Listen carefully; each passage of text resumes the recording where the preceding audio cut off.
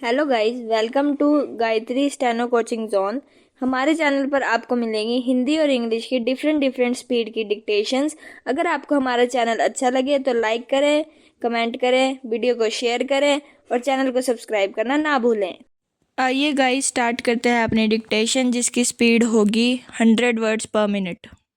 3, 2, 1 start. महोदया, मैं यह कहना चाहता हूँ कि आप देश की स्थिति का विचार कीजिए। विराम। देश की आबादी का विचार कीजिए और सचमुच में यदि आप कृषि में कोई रुचि रखना चाहते हैं तो देश के किसानों की यह स्थिति नहीं हो सकती। विराम। किसान जो देश का मालिक है वह आज सबसे बदतर और सबसे बुरी स्थिति में पड़ा हुआ दिखाई देता है। विराम। पहला। महोदया, मैं माननीय कृषि मंत्री जी को बधाई देता हूँ कि उन्होंने किसान की पैदावार के दाम बढ़ाए। विराम। मेरा निवेदन यह है कि अप्रैल और मई में जब हम यहाँ बैठे हुए हैं, किसान को इस समय दो काम करने पड़ते हैं। विराम। एक काम तो खेतों में गेहूँ काटने का और बाद में उसको मशीन पर डालकर गेहूँ निकालने का है। विराम। दूसरा काम यह है कि गन्ने के खेतों में फसल अभी तक पड़ी हुई है। विराम। उसको काटकर मिलों के सेंटर्स पर ले जाना पड़ता है। विराम। गर्मी के दिनों का यह काम नहीं है। विराम। यह काम सर्दी का है। विराम। इसलिए मेरा निवेदन है कि गेहूं की कटाई और गन्ने की सप्लाई के दामों को अलग अलग समय पर करवा दें। विराम। मार्च तक गन्ना खत्म हो जाना चाहिए और अप्रैल में मई में वह अपने गेहूं को उठाए और जल्दी उठाकर बारिश से बचाए। विराम।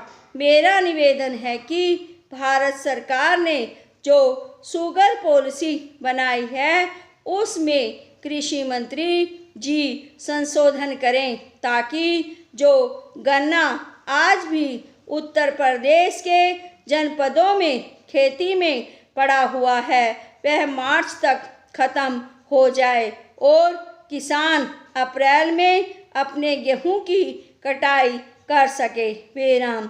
एक बात मैं और भी कहना चाहता हूँ कि यह जो कृषि मूल्य आयोग है उसमें कई वर्षों से सुन रहे हैं कि किसानों के प्रतिनिधि और एमपी लिए जाएंगे, लेकिन 6 साल से यह बात उठ रही है परंतु कभी हुआ नहीं है।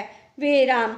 मैं आशा करता हूँ कि माननीय भजनलाल जी अब नए मंत्री बने हैं, यादव जी आए हैं तो कम से कम अब की बार किसानों के नुमाइंदे उसमें होंगे और अधिकारियों के साथ बैठकर किसानों के उत्पाद का मूल्य तय करेंगे।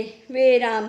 ऐसा आप अवश्य करवा दें। विराम। इन्हीं शब्दों के साथ मैं आपके वक्तव्य का स्वागत करता हूँ और महोदया आपको धन्यवाद करता हूँ कि आपने मुझे बोलने का अवसर दिया। विराम। पहला। सभापति महोदया, सबसे पहले तो मैं सभी माननीय सदस्यों का बड़ा आभारी हूँ कि उन्होंने बहुत ही मूल्यवान और आदर्श विचार रखे।